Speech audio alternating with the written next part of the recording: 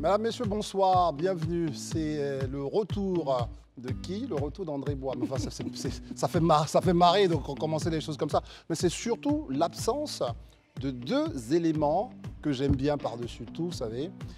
On ne les recevra pas aujourd'hui parce qu'ils n'ont pas été gentils. Hier, l'ensemble de nos téléspectateurs nous en ont voulu parce qu'on a laissé parfois éclater des parties, j'allais dire, un peu sombres des hommes. Mais bon, pour ça, on les a mis un peu, vous savez, un peu dans le noir. Ils vont réapparaître à la lumière très très bientôt. C'est bien sûr Daouda et mon très cher Herman Aboua. Vraiment, la direction, vous savez, quand même, une chaîne a besoin de son honorabilité. Vous dit simplement que les choses vont s'améliorer et que de toutes les façons, cette émission est la vôtre. Elle sera toujours à la hauteur de ce que vous espérez. Bonsoir Christelle. Bonsoir André et bienvenue. Comment c'était à Boaké? C'était très très bien. J'ai aimé donc aller regarder les étalons. Ah là là. Et ce dernier but pratiquement sur le rasoir. C'est magnifique, ça, le dialogue des peuples chers à tous et à l'un s'exprime dans le football. La communion. Je ne voulais pas rater cet instant-là où j'allais pouvoir voir nos Mais en amis. tout cas, bienvenue. Merci. Et j'espère que vous allez bien également chez vous, chers téléspectateurs. Bonsoir et bienvenue, c'est le Grand Talk. Notre set aujourd'hui, nous avons deux invités voilà, qui ne sont pas habituels. Deux journalistes voilà, de chaîne. Un journaliste et puis un homme de droit. Ouais. Voilà, on parlera football, mais vous aurez les détails juste après ceci.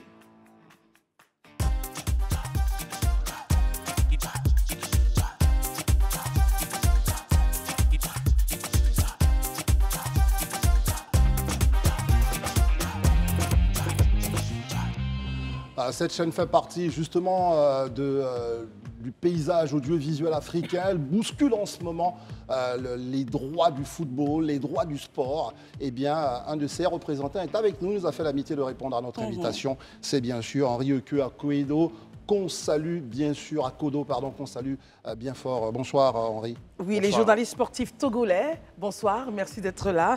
Et donc, commentateur de match pour New World Sport. J'espère que j'ai bien prononcé. New World Sport. Absolument, New World Sport. Une chaîne panafricaine qui a décidé de pouvoir bousculer les choses et de pouvoir donner une autre vision du football africain en général. Et là, nous sommes là pour la Coupe d'Afrique des Nations. C'est inédit pour cette chaîne-là. Et bon, je ne suis pas le représentant de cette chaîne ici. On reviendra à vous, rassurez-vous. Et évidemment, on ne peut pas aller vers Alain sans saluer notre autre invité. Il s'agit donc de M. Jean-Louis Lobé. Vous êtes expert en droit immobilier et conseiller en cabinet d'avocat. Vous êtes également artiste. Vous êtes là pour nous parler d'un concept, voilà. Mouiller maillot juridique avec On veut la coupe. Bonsoir. On va aller dans les détails juste après. Merci d'être là. Merci. Alain Toussaint, bonsoir. Bonsoir.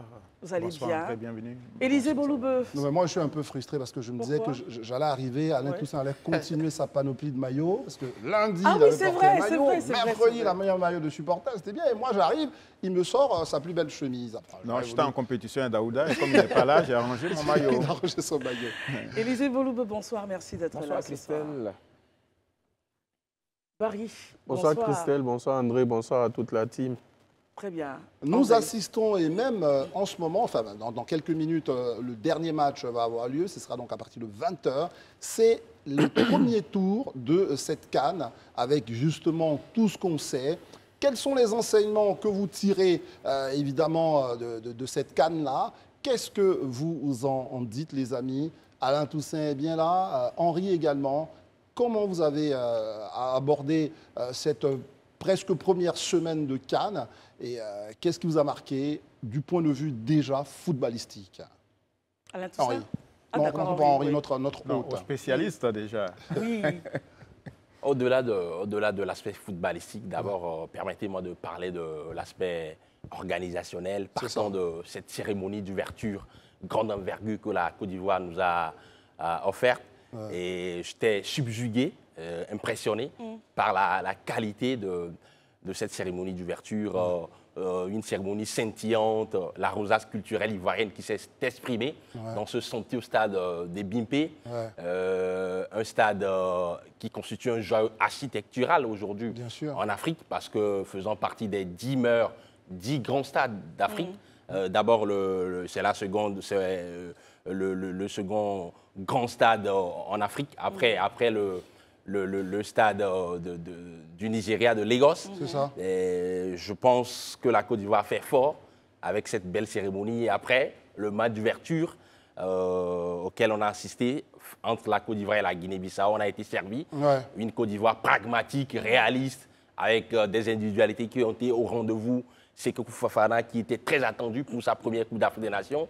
Il reste à jamais gravé dans les annales du football africain, en étant le premier buteur de cette compétition que la Côte d'Ivoire abrite pour la seconde fois. Après, je constate, ça ce sont les faits, que les grosses écuries, entre guillemets, sont en difficulté pour ce premier tour, pas pour ce premier tour, pour cette première journée. Le Ghana, qui a été cueilli à froid au Félicia, j'ai été marqué par cette façon de jouer de la part de ces Ghanéens. Ils étaient apparus inhibés, tétanisés sur la pelouse. Les Cap-Verdiens avaient véritablement beaucoup de détermination. Ils ont donné du fil à retordre à cette formation ghanéenne. Après, il faut quand même souligner cette victoire historique de la Namibie face à cette formation tunisienne. La Tunisie qui était à sa 28e participation, la Namibie une 4e participation. Avant cette rencontre, la Namibie, c'était 2 matchs nuls, 7 défaites en Coupe d'Afrique des Nations. Et cette victoire qui est venue grâce à un but d'un certain Deon Otto, qui rentre à jamais dans le panthéon du football africain et namibien. Donc c'est dire, premier enseignement, pour conclure, les gros sont en difficulté dans cette première journée, excepté le Maroc, qui vient d'écraser. Parce qu'il faut qu'on en parle. J'allais justement vous dire, Henri, est-ce que finalement, une équipe comme le Maroc, qui est premier au classement FIFA, donc zone Afrique, ne montre pas tout de suite les crocs? Ce sont les lions. Oui, clairement. Les lions de l'Atlas qui montrent leur envie, leur détermination. Premier seul sac pour le Maroc dans le palmarès, c'est 76. Ça fait longtemps. Après, il y a quoi? Il y a la finale 2004, perdue face à la Tunisie. À Tunis, les lions de l'Atlas sont plus que jamais attendus au tournant. Parce que là, avec les moyens colossaux mis en place par le roi, Sa Majesté Mohamed VI, que Dieu l'assiste, depuis plusieurs années, le Maroc se doit d'aller accrocher une seconde étoile à son maillot. Et ils viennent de donner le signal fort face à cette formation de la Tanzanie, aujourd'hui à San Pedro. Le Maroc, auréolé par sa prestation brillante à la dernière Coupe du Monde, est plus que jamais favori pour aller chercher le sacre. Désolé pour mes amis ivoiriens. Élisée Boloube, alors restons sur le côté footballistique de tout ce qui se passe. Et puis on réagira évidemment à la chute de notre confrère qui dit désolé déjà, il annonce, enfin heureusement qu'il sera sur ce point-là prophète de malheur parce que la Côte d'Ivoire... Non, mais je voudrais même commencer mon intervention par sa chute en fait. Vous lui dites non, pas besoin d'être désolé parce que de toute façon, je pense que cette désolation ne passera même pas. Absolument. Parce que voilà, la marée orange a déjà pris une décision et je pense que cette décision-là, on va la tenir jusqu'au bout. La fierté ivoirienne. Voilà, la coupe ne bougera pas d'ici. Et je crois que déjà on a planté, ou du moins les éléphants ont déjà montré l'intention déjà avec le match d'ouverture. C'est vrai qu'après le premier match, comme tout Ivoirien, nous étions nombreux à estimer que la prestation n'était pas à la hauteur de nos attentes. Mais quand on a vu les autres journées qu'on suivi et on a vu la difficulté dans laquelle étaient tous ces... On se dit Dieu merci. Tous ces favoris-là, on a tout de suite compris qu'on a peut-être sous-estimé les enfants, mais ils ont vraiment livré une grande bataille et ils ont remporté une belle victoire. Et ça, c'est à saluer. Ouais. Sur l'aspect footballistique, comme je le dirais, je pense qu'il a évoqué la question des favoris qui sont en difficulté. Mais moi, je voudrais revenir sur ceux qu'on considérait par le passé comme des petits poussés du football ivoirien, dans le football africain, mais qui aujourd'hui sont en train de montrer que le football devient véritablement une science. Quand on l'apprend et quand on performe, on devient effectivement un talent en réalité. Et ça, c'est le cas du Cap-Vert. Le Cap-Vert ce n'est pas une victoire imméritée, c'est une victoire méritée quand on regarde le statut du match. Durant les 90 minutes, c'est vraiment une victoire méritée. Ils ont joué, ils ont posé le ballon. Sans complexe. Hein. Sans complexe. Quand on voit ce que la Namibie a fait hier, mais on se dit, ben, attends, là on est où? On est sur quelle planète? La grande Tunisie qui a été ballottée durant toute la rencontre. Donc on comprend tout de suite aujourd'hui que le football, pour moi, comme je le dis, est une science. Et quand on accepte de l'apprendre et on la maîtrise, on devient un réel talent. Et ça, c'est quelque chose d'important qu'il faut souligner. On va rester avec Barry. Barry, là, on voit bien que, comme le disent nos deux amis, il y a des surprises et il y a des confirmations. Est-ce qu'au niveau, justement, de ces surprises-là, vous pensez qu'il y a des équipes qui peuvent confirmer, parce que très vite, on va passer à la deuxième journée. Ce sera dès demain là, avec la Côte d'Ivoire. Est-ce qu'il y a des équipes qui peuvent commencer à capitaliser sur cette première sortie, telle que vous voyez? Oui, parmi les petits poussés, je prendrai l'exemple du Cap-Vert. Parce que quand on regarde l'ossature de l'effectif du Cap-Vert, à commencer par le gardien Vozinha, c'est plusieurs cannes d'affilée qui sont ensemble. Ryan Mendes et autres, avec Bébé qui les a renforcés, qui est un ancien international portugais espoir. Je pense que c'est une équipe qui peut aller jusqu'en demi-finale. Vous misez vraiment sur... Oui, parce qu'ils ont une connexion. C'est des joueurs qui jouent ensemble depuis un peu longtemps quand même. Quand vous prenez le portier, là, il doit avoir autour de 36-37 ans. C'est dire que c'est quelqu'un d'expérimenté. Vous prenez les défenseurs, vous prenez même Ryan Mendes et Montero, ce n'est pas des débutants. Donc, à force d'expérience, ils peuvent créer une surprise. Et puis, ils jouent très bien au foot. Ça, c'est une réalité.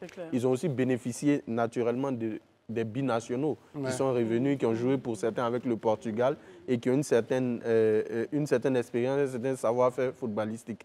Revenant par exemple à la Mauritanie qui a certes perdu, mais qui a produit un très beau football. C'est le lieu de mentionner l'apport de l'entraîneur mauritanien qui était l'entraîneur du Comore lors de la dernière C'est vrai que ça va être la surprise là, en 2021. Qui est venu. Et la Mauritanie, depuis quelques années, le président de la fédération et toutes les équipes ont mis un travail en place. C'est que l'US Nouadhibou, qui est un club mauritanien, a fait de belles prestations en Coupe africaine. Je crois que c'était l'année dernière ou l'année surpassée. Ce qui veut dire qu'ils sont inscrits dans une forme toute la question de la formation. En fait. Et tôt ou tard, ça va payer. Parce que quand vous voyez le match Mauritanie-Burkina, à la réalité, si les attaquants mauritaniens étaient à droite, ils auraient gagné le match. Voilà. Donc, revenant maintenant à la Namibie, c'est un ancien international namibien qui a joué, je crois, en Bundesliga, Collins Benjamin, qui est l'entraîneur.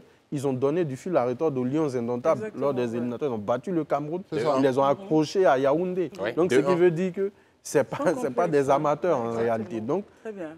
À toutes les grandes équipes qui veulent dormir sur leur laurier, si vous ne jouez pas, vous serez battus. En tout cas, Barry, si on vous entend bien, ces petits poussés qu'on voit là sont partis pour déranger la hiérarchie. Exactement, et c'est sur ça justement que j'aimerais faire intervenir Alain Toussaint. La formation au plan national, une certaine organisation, un certain peut-être sérieux dans les championnats montre que la géofootballistique est en train de bouger sur le continent. Alain Toussaint. Bien sûr, je pense que les résultats obtenus au niveau continental dépendent déjà de la qualité et de la compétitivité des différents championnats. On l'a vu, les équipes qui dominent le football continental sont principalement celles qui sont au nord, donc les pays du Maghreb, et au sud, et dans une moindre mesure du côté de la Tanzanie, qui a un championnat plus ou moins professionnel. Et on a observé d'ailleurs les résultats, on le voit, hein, il y a un réveil de l'Afrique australe. Le Maghreb, les résultats sont un peu mitigés. On a vu la seule victoire, c'est le Maroc, qui a infligé un 3-0. Au niveau de l'Afrique de l'Ouest. Voilà. Et on a la Tunisie qui a perdu, l'Égypte et l'Algérie qui ont fait match nul, qui ont été accrochés. Et donc la question principale, ce sera de savoir si le Maghreb se réveillera à l'issue de cette compétition, parce que cela fait un peu plus d'une quinzaine d'années qu'une équipe du Maghreb n'a pas une équipe nationale n'a pas gagné en Afrique subsaharienne. Oui, tout à fait, oui. Voilà. L'Égypte l'a fait en 2008. Mais depuis 15 ans, ça ne s'est plus fait. Voilà. C'est ça, en Afrique. En Angola également en 2010. C'est ça. Ouais. Mais donc, ça fait plus d'une dizaine d'années que le trophée n'est pas remonté au nord du continent. Donc, c'est quand même des challenges assez importants, parce que quelque part aussi, à travers le football, c'est une sorte de compétition entre États qui se joue. Hein. C'est la géopolitique, c'est la puissance des nations, etc. Et quand vous observez les résultats, il y a une corrélation certainement entre le PIB, on l'a vu, on a eu un spécialiste. Voilà, et effectivement, c'est ça. Plus on a de moyens, plus on a une sélection nationale qui est performante. Très bien, Alain Toussaint, il y a un vrai lien. Et quand vous avez un peu comme des spécialistes footballistiques dit ce que vous avez dit là, avec vous, Lobé, on va commencer à ouvrir le chapitre d'un point de vue organisationnel, et surtout l'engouement que crée la CAN au point de faire de vous un juriste qui devient chanteur. Parlons-en. Voilà, et ça c'est intéressant. C'est-à-dire qu'aujourd'hui, comment l'engouement de la CAN Qu'est-ce que ça représente pour vous, au point que vous quittiez votre bureau feutré de juriste Et la toge pour vous intéresser à la chanson? Qu'est-ce que ça représente pour vous, la CAN? La CAN, déjà en Côte d'Ivoire, je sais qu'on a organisé la première édition en 84. Ouais. On en est à la deuxième. Ce n'est pas tout le temps que ça vient. Oui. Et on a pu voir le président de la République, les plus grandes autorités, appeler à l'hospitalité. Ouais. Et j'estime, en tant qu'Ivoirien, quand le pays nous appelle, on doit être tous concernés. Et tous concernés, vous avez pu voir depuis la présidence de la République, en passant par les parlementaires, vous avez pu voir un groupe de parlementaires aller supporter les éléphants. Donc, c'est dit que toute la Côte d'Ivoire, dans toute sa frange, se sent concernée. Ouais. Et je me suis dit, parce que moi, je suis membre du Comité international droit des affaires, Junior Nebouada, nous organisons cette année même, nous allons recevoir la 15e édition ici en Côte d'Ivoire. Ouais. Alors, on s'est dit, je me suis dit, pourquoi ne pas porter les éléphants juristes à la CAN. Ouais. Vous annoncez que très bientôt, nous aussi, nous allons organiser la CAN du droit des affaires. C'est ça. Donc, montrer qu'en dehors de nos articles, en dehors de ce qu'on peut voir les gens chanter, bon, actuellement, la chanson en vogue, c'est le coup du marteau, Oui. mais le véritable marteau, c'est nous qui le tapons. Voilà, c'est nous qui le tapons. Donc, nous sommes venus reprendre L'image ce qui est à nous. Belle image, c'est clair. L'image, Donc, est-ce on ne qu'on peut pouvait entendre- pas rester en marge Voilà. de Est-ce ce qu'on qui peut se entendre passe. un bout de la de chanson? la Parce que je sais pas si Vous voulez que je entendez. fredonne? Non, non, Non, non, on va mettre d'accord. pour que nos téléspectateurs... Mais il peut faire un peu d'acapella aussi. Hein. Comme nous, on n'entend pas sur le plateau, il y a un problème de retour, mais bon, il faut rapidement le régler. Parce qu'on n'entend pas sur le plateau, peut-être qu'on l'entend à l'antenne. Donc vous, évidemment, vous y êtes, comme on l'a dit, dedans. Et tout ça, ça participe de cette organisation dont on parle. Alors, organisation. Henri, il faut déjà commencer à nous dire, vous êtes à votre quatrième CAN, C'est ma première la carte. toute première. Qu'est-ce que C'est vous mon pensez baptême de feu. l'organisation, de tout ce qu'on a entendu, la billetterie, tout ça, l'ambiance dans les stades? Et puis on va faire un tour de table avec nos amis. On écoute, voilà, enfin la chanson, elle est là. Mouillé maillot, on veut la coupe. Mouillé maillot, on veut la coupe. Mouillé maillot, on veut la coupe. Mouillé maillot, on veut la coupe. Manchement, ça donne d'agrès. Petit, petit, ça donne regret. Ici c'est pas dit, il faut barrir. Pas demain, mais aujourd'hui. Manchement, Il faut barrir. ça donne d'agrès. Petit, petit, ça donne On va regret. l'applaudir, on va l'applaudir. Bravo. Bravo. Bravo. alors- Moi, c'est dire, je ne sais pas votre avis là-dessus, les amis, c'est dire que justement, quel que soit ce qu'on fait, on peut toujours apporter quelque chose dans le caractère ou le côté festif d'une compétition comme Et en la plus, CAN. André, c'est pas quelque chose qui, enfin, ce que je constate, c'est pas vous n'essayez pas, vous chantez. Il m'arrivait de conduire des chants dans certaines cérémonies, par moment à l'église à l'époque. J'ai arrêté parce que j'ai eu un accident de santé, mais j'écris facilement. Mais Parce que là, j'ai écrit des voix est films. juste, vous êtes juste, la gamme est parfaite. Bon, ça, moi, je l'ai peut-être naturellement. J'écris oui. facilement des chansons, des qui scénarios. l'arrangeur? Jovial Beat. Jovial, ouais, bien Derrière, sûr. j'ai décidé, j'ai une centaine de chansons écrites, donc j'ai décidé de les publier après la CAN. Donc là, il y a un qui vient, qui est Thérapie, où je parle de se traiter par la chanson. Très bien. Et où j'explique mes émois, la thérapie par l'homme, la thérapie par Dieu. Je vois que c'est... On va continuer avec Oui. Henri sur toute cette ambiance, ces initiatives de part et d'autre. D'abord, je suis obligé de m'incliner devant Ce talent. cette ingéniosité dont a fait preuve mon cher ami. Et cela me conforte dans l'idée que le peuple ivoirien est un peuple formidable. Franchement, n'en déplaise aux autres peuples africains. Ouais. Oui, le Togo est un beau pays également, j'aime bien mon pays. Ouais. Mais il faut quand même reconnaître que la Côte d'Ivoire est un pays voilà, Un peu particulier quand même, particulier, ouais. un peu atypique, avec une expression culturelle manifeste, assez explosive. Et ça se traduit par cette initiative louable et salutaire de mon cher ami. Après, il faut savoir que l'organisation d'une Coupe d'Afrique des Nations aujourd'hui est une activité de prestige, de rayonnement diplomatique.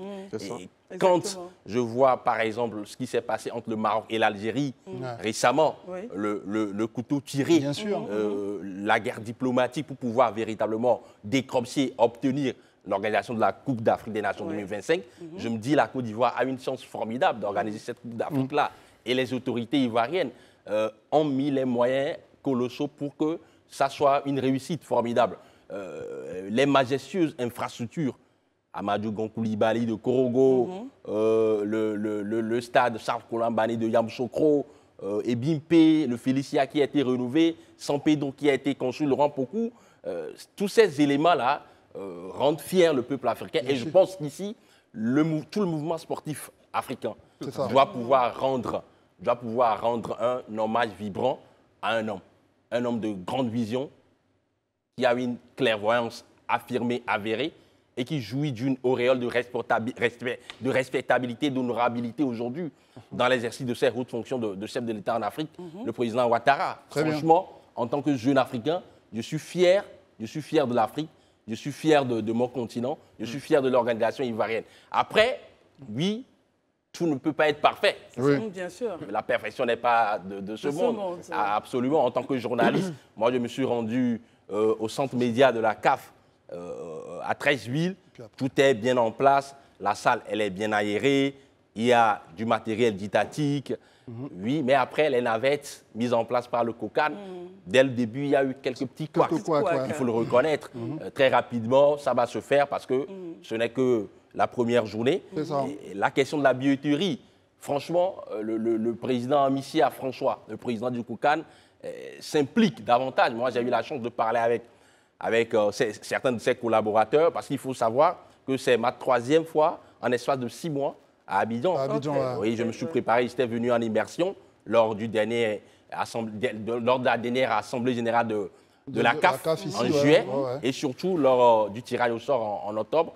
Et j'ai eu à parler avec certains collaborateurs du président Amissia. Je le sens très impliqué, très déterminé à pouvoir réussir ce challenge.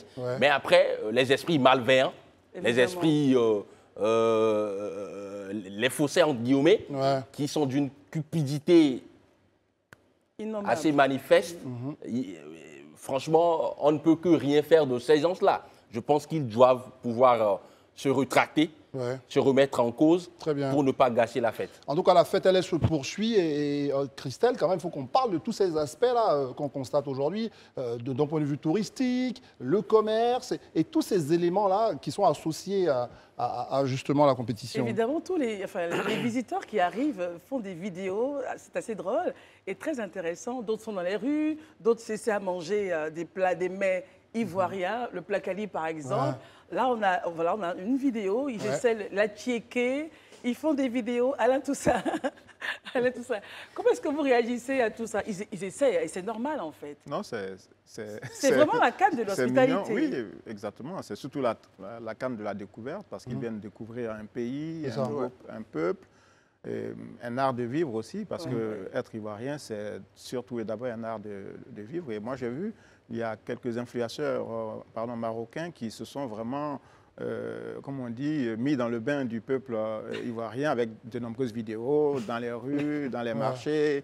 Là, on voit dans les... On peut le voir même là à l'écran. Voilà, dans un garbadrome. Bon, tiens, c'est lui d'ailleurs que je vois, qui est d'ailleurs très actif. Et je pense qu'effectivement, c'est un excellent moment de promotion du pays. 1,5 million de visiteurs. Je pense que ça fait quand même... quelque chose de très important pour notre pays et puis donner l'occasion aux autres frères africains qui viennent de comprendre la Côte d'Ivoire, comment ce pays est animé, habité par de nombreuses dynamiques, notamment culturelles et sportives. Élisée, est-ce que finalement tout ça, parce que certains ont pensé que cette affaire, cette crise, même moi je dirais mini-crise autour de la billetterie, allait occulter quand même le plaisir que prendraient nos visiteurs. Mais là, on voit que j'ai vu des gens qui n'avaient pas de ticket, mais à la limite, ça avait le sourire. Est-ce que tout ça, ça ne bat pas en brèche toute cette polémique qui reste un peu quand même une polémique un peu de journalistes, de presse? Est-ce que vous voyez les choses un peu comme ça? Bon, déjà, moi, je pense que pour une compétition de la trempe de la CAN, il y a 2 aspects majeurs pour moi. Au-delà de l'aspect sportif, il y a l'environnement humain. C'est-à-dire que l'environnement dans lequel on se trouve. Et déjà, pour tous ceux qui sont venus en Côte d'Ivoire, en tout cas tous ceux qui sont venus pour la CAN, il y a déjà un aspect sur lequel tous sont unanimes, l'hospitalité des Ivoiriens. Si bien que vous avez même l'impression d'être parfois mieux traité même en Côte d'Ivoire que parfois chez vous. Certains ont rendu le témoignage de façon claire. Donc ça, déjà, je ne dirais pas que c'est suffisant, mais ça apaise déjà le visiteur. Après, les questions relatives à la billetterie et tout ça, je crois qu'on en a suffisamment spéculé. On sait que c'est quelque chose qui n'est pas forcément de la responsabilité des pouvoirs publics ivoiriens. C'est quelque chose qui relève de la compétence de la CAF. D'ailleurs, qui le revendique et qui a continué de le revendiquer, qui aujourd'hui m'a sorti encore un communiqué pour le spécifier, vous dit encore que c'est de sa responsabilité et qu'il est en train de trouver des solutions sur la question. Donc, je crois que sur cet aspect des choses, en tout cas, on est unanime à reconnaître déjà que cette hospitalité a déjà permis à nos visiteurs de pouvoir se sentir à domicile et ça leur permet de vivre la CAN. La CAN, c'est dans les stades, mais c'est aussi en dehors. Ça. Et très souvent même, quand vous avez le retour de ceux qui vont participer à des commissions, nous, on a eu l'opportunité. Souvent même, ce qui retient votre attention, ce n'est pas trop le score, ce qui se passe dans le terrain. Parce que ce qui se passe dans le terrain, on peut être à New York et le savoir. Mais c'est ce qui est hors du terrain, très souvent, qui reste même comme des souvenirs indélébiles dans l'esprit. Et sur cet aspect-là, je pense que les Ivoiriens sont très réussis à Paris. C'est ça. Et on a vu, André, une belle vidéo de la Mauritanie, des supporters mauritaniens, je ne sais pas si on l'a en régie, qui faisait un peu... vous étiez à Boaké, André. Oui, dites-moi, ouais. Ils Qui étaient nettoyaient le terrain Non, pas les... Non, c'est les Algériens. Je parle des Mauritaniens qui dansaient dans les rues. Ils ont fait une certaine... C'était magnifique. Ça, je pense que c'est une chorégraphie. Et puis les Algériens également. Moi j'étais à Boaké, là, et vous savez, j'ai jamais pris de taxi-moto, mais j'ai vu 2 Nord-Africains. En plus, ils étaient 2, quoi. Enfin, ils étaient 2 sur le truc de moto. C'est que vous voyez le partage, la découverte, tel que les Ivoiriens se comportent, c'est un peu ce qu'ils étaient en train de faire. Donc, évidemment, quand vous parlez des Mauritaniens qui dansaient, ça me rappelle cette petite anecdote. Alors, Barry, au niveau de la Guinée également, c'est vrai qu'on ne parlera pas des bisbis, tickets, ça suffit. Mais est-ce que la délégation qui arrive, et par extension Guinée, Burkina, Cameroun, Mali, les délégations se retrouvent quand même comme chez eux en Côte d'Ivoire, selon vous? Je pense qu'au niveau de ces pays que vous avez cités, la Guinée, le Mali, le Burkina Faso, peut-être même le Ghana, on a un avantage, c'est que les ressortissants sont nombreux en Côte d'Ivoire. Déjà, ça facilite l'intégration parce qu'il y a les frères qui vous attendent et tout, vous vous retrouvez en famille. Au-delà de ça, la plupart des Guinéens, je veux dire, même s'ils n'ont pas vécu en Côte d'Ivoire, ont eu un passage. Donc la plupart que moi j'ai rencontrés connaissent déjà Abidjan. Mais il y a des gens qu'on a rencontrés qui ne connaissaient pas la Côte d'Ivoire, qui la connaissaient que de nom. Et quand ils sont venus, je vous assure que cette histoire de Placali et de Foutou, là, vraiment, c'est en train de devenir autre chose sur la tête de beaucoup de personnes. Ah, je vais manger du Foutou, je vais manger du Placali. Donc, c'est tout ça, c'est toute cette richesse gastronomique, culturelle et sportive là que les gens découvrent. Et je vous le dis toujours, la Côte d'Ivoire a une chance, c'est d'être un pays d'intégration. Quand vous avez beaucoup de communautés étrangères chez vous, quand il y a une organisation pareille, vous avez du monde, vous avez la mobilisation interne des ressources humaines, les Ivoiriens naturellement, mais aussi les ressortissants qui vivent chez vous. Et lorsque on regarde cette CAN, on voit qu'il y a au moins près de 10 pays d'Afrique de l'Ouest qui sont dans la compétition. Et les 10 pays-là ont des ressortissants. Même le Nigeria, qui est un peu éloigné, a des ressortissants. Mon frère Henri, malheureusement, les éperviers ont décidé de ne pas venir déguster cette belle fête-là. Mais il les représente mais lui, il est là. Mais... Non, mais il nous supporte. Il nous supporte et on va gagner la coupe. Les frères béninois, eux aussi, ont manqué le rendez-vous. Dommage pour eux. Voilà, ce sont des expériences qu'on vit une fois dans la vie, quoi. Est-ce que vous, en marge de ça, de tout ce qu'on observe, est-ce que vous avez des juristes, des gens d'une certaine qualité qui sont là, qui adorent le football aussi, que vous rencontrez justement dans le cadre de cette CAN? D'autres pays? Oui, d'autres pays. Enfin, oui, bien sûr. Il y a certains qui sont venus du Togo, certaines personnes que j'ai au Maroc qui sont également là. Donc, il y a d'autres banques que j'ai rencontrées en France. Enfin, et au final, pour vous, au regard de votre activité, le réseautage aussi se met en place sur la base du football qui est quand même du loisir. Donc, vous arrivez à créer un lien, j'allais dire... Ah, forcément. Avec sa musique en fond sonore. Oui, mais évidemment, évidemment. Alors, écoutez, André, sans trop vous couper, il faut qu'on parle maintenant de ce que Gasset a dit, parce qu'il y a un match demain, parce qu'on va au pas de course. Ah, je vois Élisée qui est déjà prêt. Mais il faut parler du match de la Côte d'Ivoire. Et Alain Toussaint, il aime ça, parce que quand il se joue des spécialistes tacticiens, moi, je suis un peu dubitatif. Mais bon, on va l'écouter. Pas facile. Alors, Alain Toussaint, Gasset nous dit, nous allons livrer un match intense. Élisée, je n'ai pas fini. Parce que depuis lors, il attend ce point du Nigeria-Côte d'Ivoire. Nous allons livrer un match intense contre le Nigeria. Mais hier, vous disiez que la Côte d'Ivoire et le Nigeria, se sépareraient sur un score nul. Est-ce que vous maintenez votre position? Oui, je pense. Pourquoi vous ne nous donnez pas vainqueur? Mais parce que le Nigeria a toujours été un adversaire difficile. Coriace, Voilà, coriace pour la Côte d'Ivoire. Et bon, malheureusement, je n'ai pas les statistiques de leurs oppositions passées. Il y a quelques historiens du foot qui sont là. Il est là, il va nous aider. La dernière fois que ces deux équipes sont affrontées, c'était lors des quarts de finale de la CAN en 2013 en Afrique du Sud. C'était le Nigeria qui l'avait emporté malheureusement, 2 buts à 1. 2 buts à 1. Donc Mais après, il y a eu quand même des victoires de la Côte d'Ivoire en CAN face au Nigeria. Je me rappelle de la CAN en 2008 au Ghana, où Salmon Kalou avait marqué d'entrée, 1 but à 0. En 2006 également, en demi-finale, Didier Drogba avait marqué pour offrir une finale à la Côte d'Ivoire à l'époque. Donc, moi, je pense que ça va se jouer sur des détails. Oui, le Nigeria a une équipe admirable de combativité, d'agressivité. Surtout d'individualité aussi. D'individualité, mais après, c'est une équipe déséquilibrée pour moi, oui. C'est une myriade de très bons joueurs sur le plan offensif. Victor Osimhen, le meilleur joueur africain de l'année, étincelant avec son club, avec Napoli la saison dernière. Vous avez quand même Samuel Chukwueze, de très bons joueurs, Moses Samon. Mais après, au milieu de terrain, c'est un peu ronronnant. Ça ne joue pas très bien au football. Je me dis, si les éléphants mettent le turbo nécessaire, accélèrent, jouent sur leur valeur intrinsèque, je pense qu'il y a quand même de la qualité pour faire la différence face au Nigeria. Parce que, quand même, Jean-Philippe Crasso, énorme joueur. Oui, sur ça. Moi, je suis très partagé. Je pense que face au Nigeria, lui, il m'en parlait déjà en off. Face au Nigeria, je pense qu'on doit mettre quelqu'un comme Konaté Karim à la place de Jean-Philippe Crasso. Quel est votre avis dessus, Henri? Franchement, le faire ainsi, c'est d'aller dans les incertitudes. Aujourd'hui, Jean-Philippe Crasso, il a marqué face à la Guinée-Bissau et sa confiance va être boostée. Il est en confiance. Il a fait un match énorme. Au-delà du but qu'il a marqué, en termes de participation dans la construction du jeu, il décrochait, il s'attendait bien avec les ailiers, notamment Jonathan Baba et Jérémy Boga. Je pense qu'il faut reconduire ce triumvirat offensif pour le match face au Nigeria et non, ne pas changer les choses alors qu'on a constaté qu'il y avait une certaine complémentarité entre ces 3 joueurs-là. Très bien. Alors... On dit chez nous que quand la tête est là, le genou ne porte pas le chapeau. Barry, c'est à vous. Non, mais est-ce que Barry partage l'avis justement d'Henri? Quels sont vos arguments? J'entends ce qu'Henri dit, mais je ne suis pas forcément d'accord. Moi, j'opterais pour Konaté Karim pour une seule raison.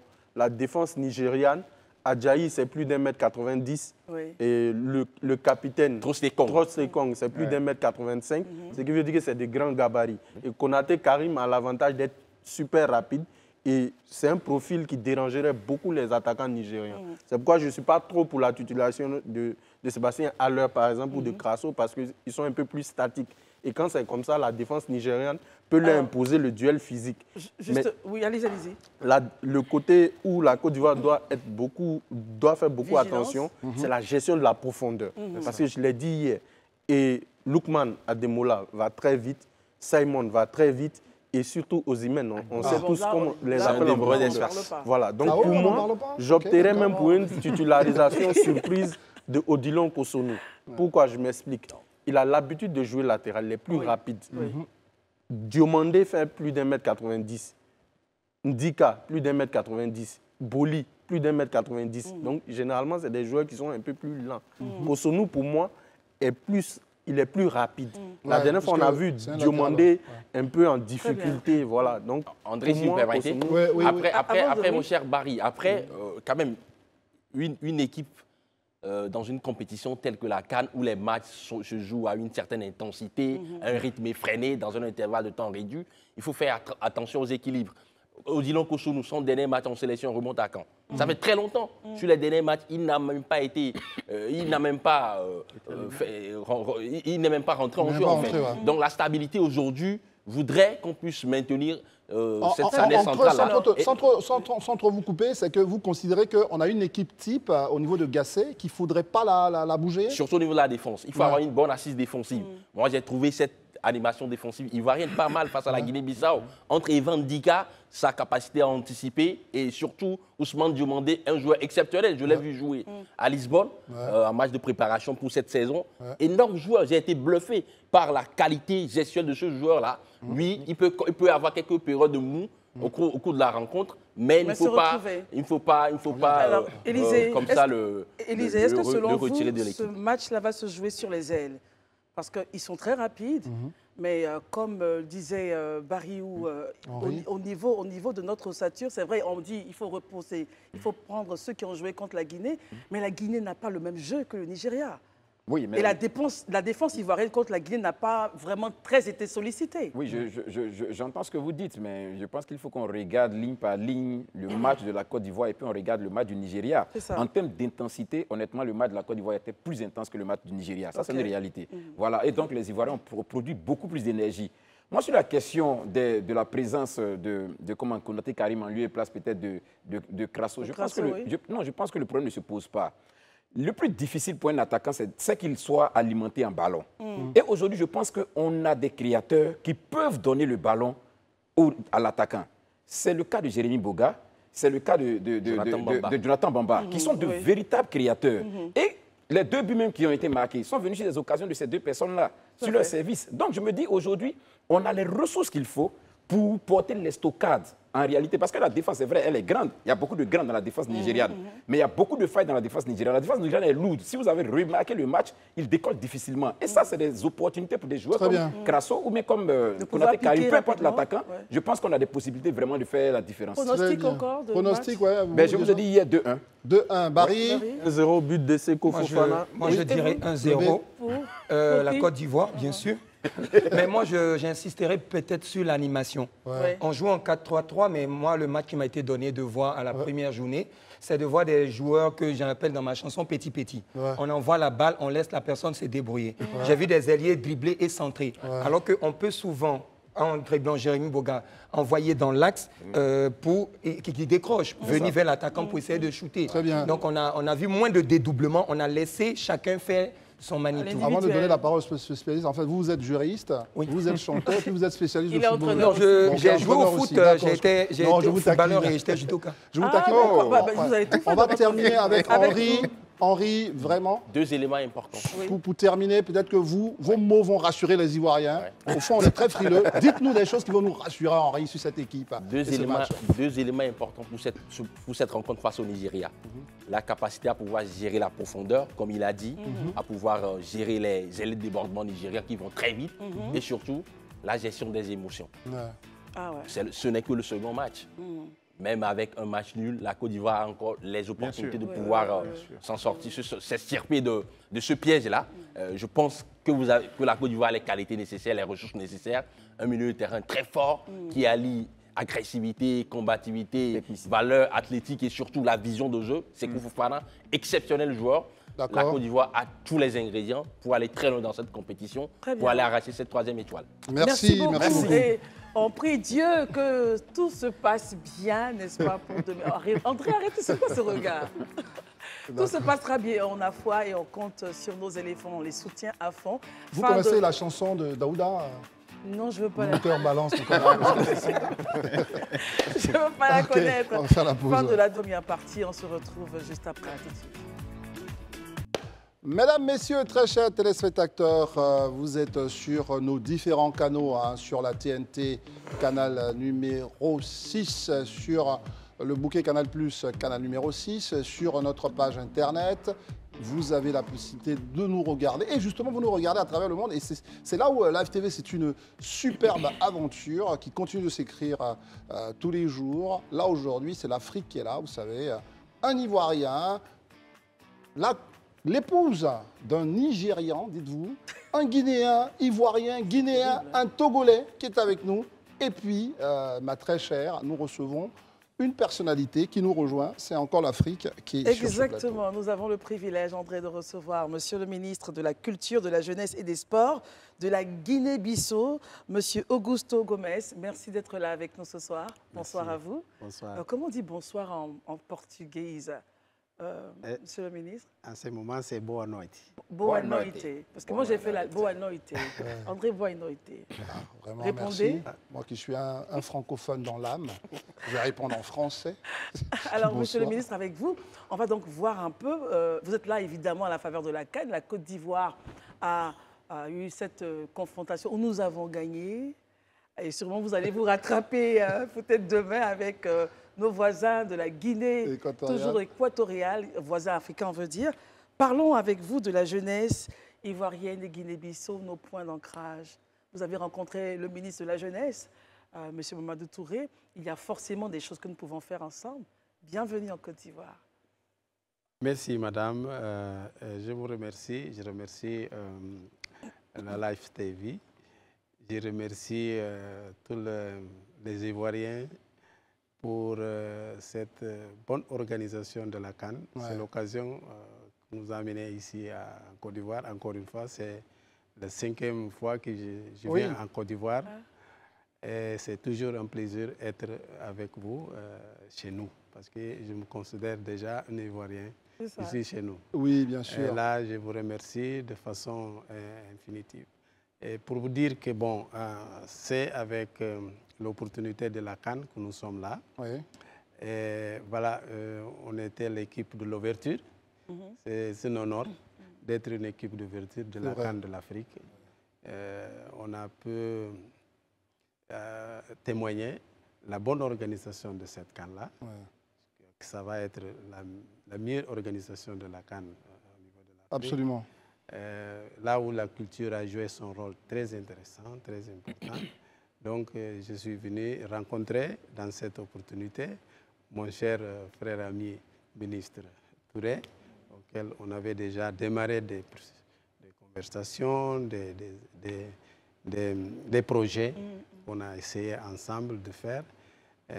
On a relancé ça dans notre rencontre hier, ici. J'ai rencontré aussi Madame la ministre Remarque, ministre de la Culture, avec elle aussi on avait déjà des conversations, on avait déjà des idées. Et donc j'ai pris cette opportunité pour rencontrer mes sœurs et frères de la Côte d'Ivoire, à part de sport qui m'a amené ici.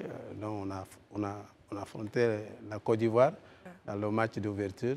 La Côte d'Ivoire a gagné, mais nous avons gagné aussi.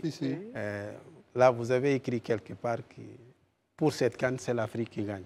Alors nous avons gagné. C'est vrai. Merci en tout cas, monsieur le ministre, pour ces propos, on va dire, un peu liminaires. Et parlons quand même de la rencontre entre les jeunesses ivoiriennes et les jeunesses quand même bissau-guinéennes. Nous, en Côte d'Ivoire, c'est 75,6% de la population. Est-ce qu'à ce niveau-là, on se ressemble un peu? C'est la même structuration? La jeunesse représente à peu près les 3/4 de la population? À ce niveau, on se ressemble entre la Guinée-Bissau et la Côte d'Ivoire. L'Afrique se ressemble dans ça. Oui. Un peu partout, il y a cette réalité, là où la jeunesse est la majorité, la large majorité de la population. C'est pourquoi l'Afrique doit, pour son avenir, travailler ensemble et travailler la jeunesse. Ouais. On ne peut pas structurer rien dans la durabilité, dans le futur, si on laisse côté jeunesse. Et avec ça, on peut construire une Afrique meilleure. Alain Toussaint, question? Alors, l'année 2023 a été décrétée année de la jeunesse par le président Ouattara pour la jeunesse ivoirienne. En Guinée-Bissau, comment est-ce que vous abordez justement les défis auxquels font face aujourd'hui les jeunes de votre pays? Emploi, études, formation. Quelle réponse vous apportez à cette jeunesse? C'est le défi le majeur que le pays a. Puisque sa population, c'est la majorité de sa population, c'est la jeunesse. Et il y a ce problème de bien occuper la jeunesse dans le processus de développement. Donc, la question de l'emploi jeune, c'est une question fulcrale de notre pays. Et c'est ce qui m'a fait venir dans un deuxième moment en Côte d'Ivoire, déjà en tant que ministre de la Culture, de la Jeunesse et du Sport. J'ai rencontré le ministre Touré. On a travaillé comment est-ce qu'on peut mutualiser les efforts. Déjà étant des pays de la même communauté, des pays qui ont la même économie. Nous sommes les pays de l'OMOA. Déjà, on est les pays de CEDEAO. Et là, j'ai vu que la réalité économique entre la Guinée-Bissau et la Côte d'Ivoire sont les réalités qui ressemblent aussi. Voilà. L'histoire déjà nous avait défini ça. entre nous, père fondateur Cabral et Houphouët. Ouais. Donc ça, j'ai vu que pour bien occuper la jeunesse de la Guinée-Bissau, on peut venir prêter des expériences de la Côte d'Ivoire au niveau de la formation professionnelle, au niveau de l'organisation pour les occuper bien, parce que la bonne occupation de la jeunesse nous rend la paix durable. Nous souhaitons surtout pour le développement durable de notre pays. Très bien. Très bien. À côté, il y a aussi le ministre des Sports. Et on sait que vous êtes avant tout comme un journaliste sportif. Est-ce que vous avez une question dans ce sens ou par rapport même à leur présence à la CAN? Oui, monsieur le ministre, je vous salue avec déférence. Que représente pour vous dans l'écosystème bissau-guinéen, dans le programme de développement du président Oumarou Sissoko Embalo, le sport? Le sport aussi, tel que la culture, c'est une activité avec laquelle nous pouvons renforcer l'autostime de la population, de la jeunesse, mais aussi de profiter de le sport pour mieux valoriser le talent. Donc, nous travaillons avec l'appui de son Excellence le Président Embalo. C'est avec sa confiance que je suis nommé pour 2 fois ministre de la Culture, de la Jeunesse et du Sport.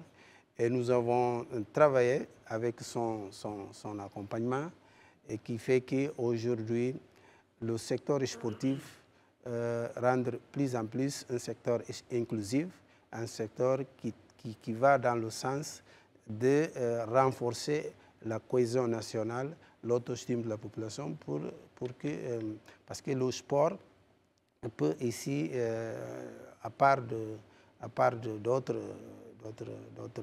choses qu'on peut gagner, peut rapprocher les populations.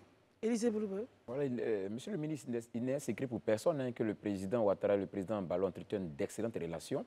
Est-ce qu'aujourd'hui, il y a des projets réels qui existent au niveau de la jeunesse entre les 2 pays sur lesquels vous pourriez éventuellement revenir pour montrer, je vais dire, cette excellente relation-là, jusqu'à quel niveau cela va au niveau de la jeunesse? Surtout que, monsieur le ministre, pour ajouter, c'est votre 5e voyage. Par le passé, vous avez visité les centres de services civiques, vous avez fait des choses. Est-ce que tout ça, ça fait partie vraiment d'un ensemble de projets que vous comptez mettre en œuvre ensemble? C'est bien ça, c'est bien ça. Regardons par exemple ce que nous avons commencé ensemble en tant que pays, en tant que père fondateur. Nous avons le principal produit de notre exportation, c'est le cajou, l'anacarde. Et vous aussi, vous êtes le premier dans l'anacarde. Mais c'est en Guinée-Bissau qu'on a amené un sac de 50 kg d'anacarde pour démarrer le processus de la production d'anacarde. Ici, et c'est l'offre d'Amilcar Cabral à Houphouët. Vous avez bien profité parce que vous avez l'expérience de cacao. Avec l'expérience, vous avez accéléré rapidement la production et le traitement de l'anacarde. Nous voulons cette expérience. Et avec l'anacarde, avec le cajou, qu'est-ce qu'on peut faire? On peut attaquer la jeunesse de milieu rural à la production et autres activités liées. Dans le chêne, on peut mettre les jeunes qui sont au niveau du village et aussi, même déjà dans le cadre de la vente, de la commercialisation, on peut ajouter les universitaires avec la nouvelle technologie, la vente online. Tous ces produits-là peuvent révolutionner l'économie de la Guinée, peuvent bien occuper, peuvent donner des emplois à la population. Vous voyez. Donc, c'est l'expérience qu'on a constatée, qu'on a vue à la Côte d'Ivoire et qu'on veut répliquer en Guinée-Bissau, dans la coopération sud-sud. C'est très intéressant pour nous. Barry. Alors, tout à l'heure, vous avez parlé de la coopération sud-sud naturellement. Si mes informations sont bonnes, il y a Air Côte d'Ivoire qui a ouvert une ligne sur Bissau, sauf erreur de ma part. Et qu'est-ce qu'il en est au juste? Est-ce que les vols y sont réguliers? Est-ce que... Ça tombe bien parce que j'étais... Ce qui est intéressant, permettez-moi de vous couper, est-ce qu'aujourd'hui, il y a des diasporas? Est-ce qu'il y a des Ivoiriens bien établis à Bissau? Est-ce qu'il y a une communauté ici importante? Comment ça se passe, tout ce dialogue-là avec les vols? Il y a une communauté Bissau-Guinée ici, il y a une communauté ivoirienne en Guinée-Bissau. Importante ou ça important.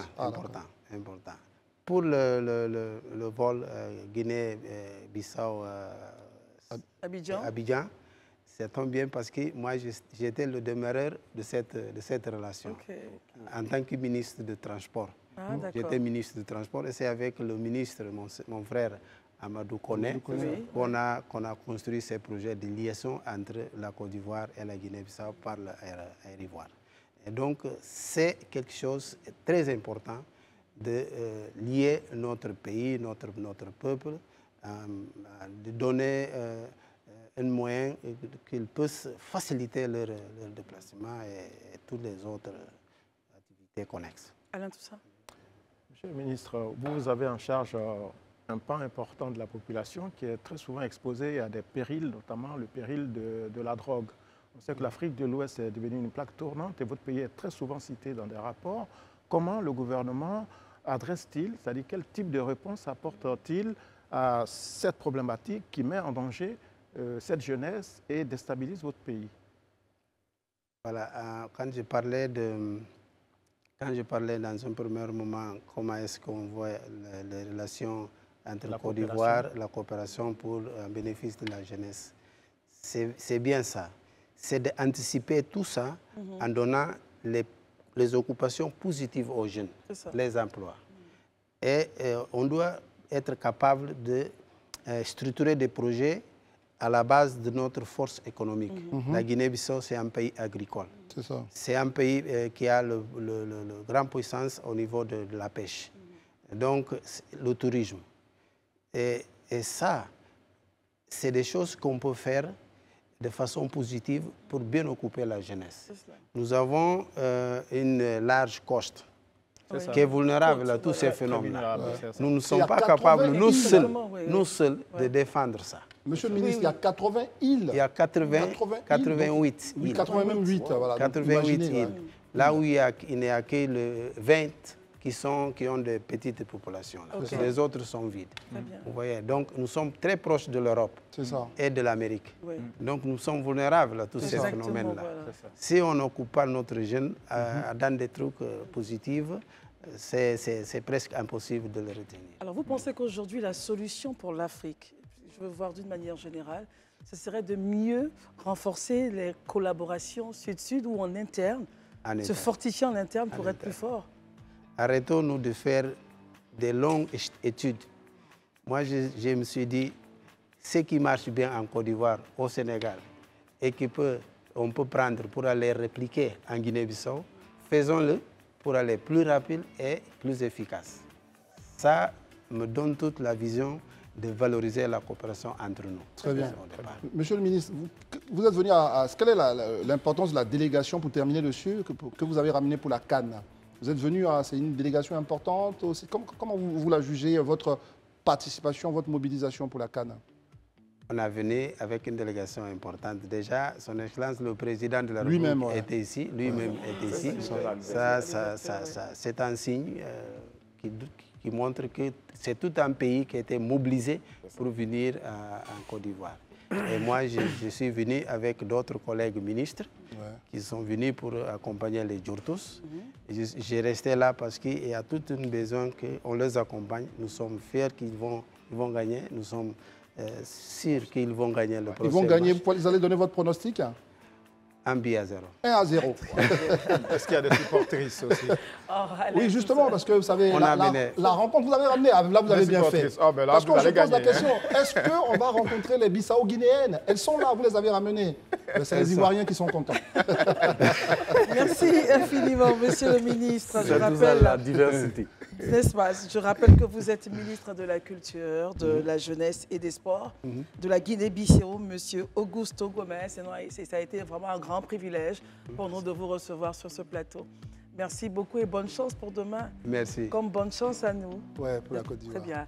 Barry, merci. Élisée, cher frère, merci d'être venu. Henri, merci d'être venu. C'était un plaisir et merci pour vos messages pointus, les observations pointues que vous avez eu à faire. Alain Toussaint, soyez-en remerciés. Merci Christelle. Mon plaisir. Merci André. Ouais. Et on se retrouve demain. Merci d'être revenu. Et on n'oublie pas demain ce match de la Côte d'Ivoire face au Nigeria. On croise les doigts. Et de la Guinée-Bissau face à la Guinée équatoriale. Merci beaucoup, j'allais le dire. C'est une affaire de Guinée. On croise les doigts pour la victoire, évidemment, n'est-ce pas? De ces deux pays. De ces deux pays, Voilà. la Côte d'Ivoire et Guinée-Bissau. À demain. À demain. Merci. Bien.